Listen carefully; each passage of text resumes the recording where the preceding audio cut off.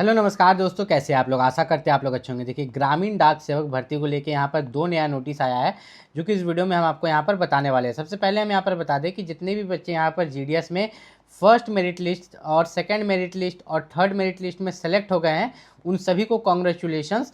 और first second और third merit list में सेलेक्ट होने के बाद भी अगर डॉक्यूमेंट वेरिफिकेशन में आप रिजेक्ट हो गए हैं, क्या हो गए रिजेक्ट, तो उससे निकलने का क्या उपाय है हम इस वीडियो में आपको बताएंगे। और साथ ही साथ आपको ये भी हम बताएंगे कि ग्रामीण डाक सेवक में, ठीक है, ग्रामीण डाक सेवक में आपका फोर्थ मेरिट लिस्ट और फिफ्थ मेरिट लिस्ट में यहाँ पर क्या कटअप जाने वाला है, ठीक है। उससे पहले जो नोटिस आया हम आपको ये क्लियर कर देते हैं। देखिए, ग्रामीण डाक सेवक में यहाँ पर जीडीएस में आपको जो है सैलरी जो है अदर गवर्नमेंट जॉब के जैसा नहीं मिलता है। एक तरह से ये भी ग्रामीण डाक सेवक जो सेंट्रल गवर्नमेंट जॉब है, ठीक है, लेकिन इसमें जो वेतन मिलता है ये आपको टाइम रिलेटेड कंटिन्यूटी अलाउंस मिलता है, ठीक है, जो कि TRCA होता है। देखिए यहाँ पर मैं लिख देता हूँ TRCA, जिसका मतलब हो गया टाइम रिलेटेड कंटिन्यूटी अलाउंस। मतलब जितना घंटा काम कीजिएगा उतने घंटा का पैसा मिलेगा। और ज़्यादा घंटा ये लोग काम भी नहीं कराता है। मिनिमम 4 घंटा का काम होता है एक दिन में और मैक्सिमम 5 घंटा का काम होता है।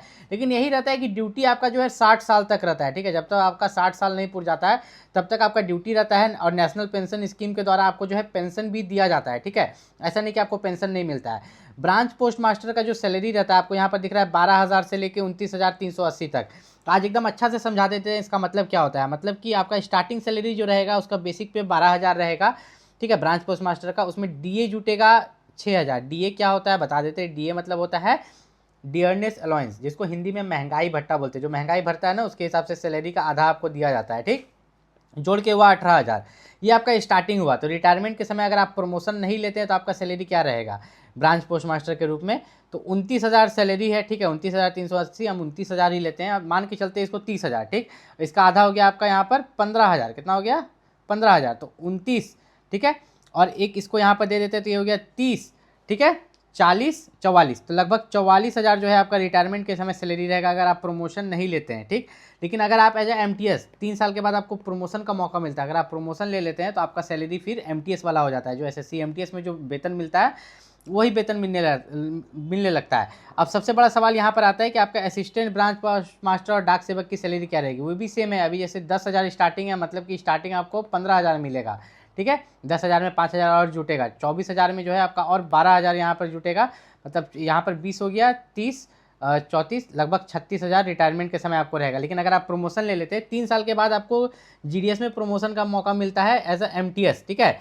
अगर आप 10th पास है, अगर आप 12 पास है तो एज अ क्लर्क, अगर आप ग्रेजुएशन पास है तो ऑफिसर लेवल पर आपको प्रमोशन का मौका मिलता है, जिसके लिए आपको डिपार्टमेंटल एग्जाम देना पड़ता है। अगर आप डिपार्टमेंटल एग्जाम दे लेते हैं तो जीडीएस में आप एक अच्छे पोस्ट पर यहाँ पर चले जाते हैं, फिर उसमें वेतन कुछ अलग ही हो जाता है, ठीक है।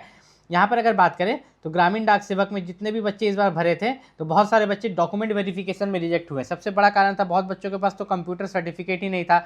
बहुत बच्चों को यहाँ पर साइकिलिंग चलाना नहीं आता था। बहुत बच्चों को जो एडुकेट मीन्स ऑफ लाइवलीहुड पूछा जाता था, क्या आपके पास एडुकेट मीन्स ऑफ लाइवलीहुड है, वो बोल देता था नहीं। एडुकेट मीन्स ऑफ लाइवलीहुड का मतलब होता है कि आप कुछ ना कुछ कमा रहे हैं, 2,000 रुपया, 500 रुपया महीना या 5,000 रुपया महीना, कुछ ना कुछ आप कमा रहे हैं पहले से, इसलिए पूछा जाता है, ठीक है।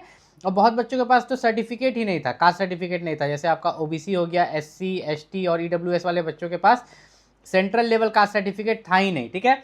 तो उनके लिए जो है जिस दिन आपका मेरिट लिस्ट निकलता है उस दिन से 15 दिन का समय मिलता है। अब उसमें तो वे कास्ट सर्टिफिकेट बनवा नहीं सकते तो वे रिजेक्ट हो गए।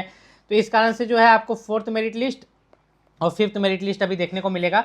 तो फोर्थ मेरिट लिस्ट और फिफ्थ मेरिट लिस्ट में जो है आपका कितने % वालों का सिलेक्शन होगा, चलिए आइए बात करते हैं। तो अभी फिफ्थ का बात नहीं करेंगे, अभी सबसे पहले हम फोर्थ मेरिट लिस्ट का बात करेंगे और फिफ्थ का भी बता देते हैं। चलिए दोनों का आपको यहाँ पर बता देते हैं। तो सबसे पहले हम यहाँ पर आ गए हैं, तो यहाँ पर हम इसे हटा देते हैं। देखिए यहाँ पर आपको दिख रहा होगा सभी सर्कल का नाम दिख रहा है जहाँ पर अभी हम आपको बताने वाले हैं।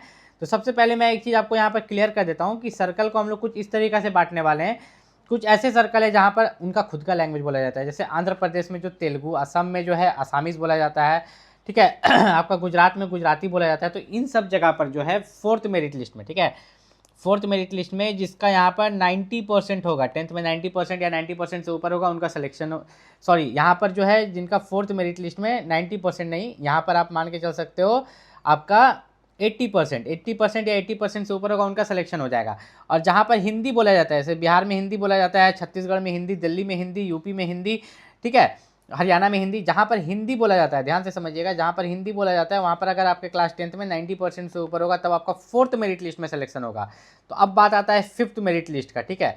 तो फिफ्थ मेरिट लिस्ट में यहाँ पर अगर देखें तो यहाँ पर ध्यान से समझिएगा, जहाँ पर 5th मेरिट लिस्ट की अगर बात करें तो जहाँ पर हिंदी बोला जाता है, ठीक है, जहाँ पर हिंदी बोला जाता है वहाँ पर अगर आपके क्लास 10th में 80% से ऊपर है तो वहाँ आपको सिलेक्शन के चांसेस बहुत ज़्यादा रहेंगे। और जहाँ पर ध्यान से समझिएगा, और जहाँ पर अदर भाषा बोला जाता है, ठीक है, जैसे आपका बंगाली, तेलुगु, असामीज़, बोडो, ये सब हो गया, अदर भाषा बोला जाता है, तो वहाँ पर आपके क्लास 10th में 75% से ऊपर है तो आपके सिलेक्शन के यहाँ पर चांसेस है। और जीडीएस में इस बार आप देख रहे हैं कि कटअप बहुत हाई है, अभी तक 3rd मेरिट लिस्ट निकल चुका है, लेकिन सिलेक्शन किसका हुआ है, सिर्फ 90% से ऊपर वालों का ही अभी तक सिलेक्शन हुआ है। कारण क्या है? कारण ये है कि जो बच्चे होते हैं ना सीबीएसई वाले, ठीक है, सीबीएसई वाले जो बच्चे होते हैं ना वो अच्छा परसेंटेज ला लेते हैं, लेकिन जो स्टेट बोर्ड वाले बच्चे रहते हैं वे मेहनत करने के बाद भी जो है उनको उतना परसेंटेज नहीं दिया जाता है, उनको मिलता है 70%, 75%, और सीबीएसई वाले को भर भर के मिलता है, प्रोजेक्ट हाई हाउ का मिल जाता है। जिस कारण से सोचो सीबीएसई वाला बच्चा जो 95% ला रहा है वो जीडीएस की नौकरी करने जा रहा है, घर घर डाक देने जा रहा है। क्या स्थिति आ गया है देश का, अभी आप सोच सकते हैं। तो अगर आप भी ग्रामीण डाक सेवक में भरते, हर बार सिलेक्शन नहीं होता है, तो आप कुछ ऐसे जगह भर सकते हैं जहाँ पर आपका सिलेक्शन हो सकता है। उन जगहों का नाम मैं यहाँ पर आपको अभी लेने वाला हूँ, जैसे कि आपका मेघालय तरफ अगर आप भरिएगा तो यहाँ पर जनरल कैटेगरी का बच्चा का भी अभी 3rd मेरिट लिस्ट निकला था ना, तो 3rd मेरिट लिस्ट में 70% वालों का सिलेक्शन हुआ, जिसका क्लास 10th में 70% है जनरल कैटेगरी से, उसका सिलेक्शन हुआ है, ठीक है।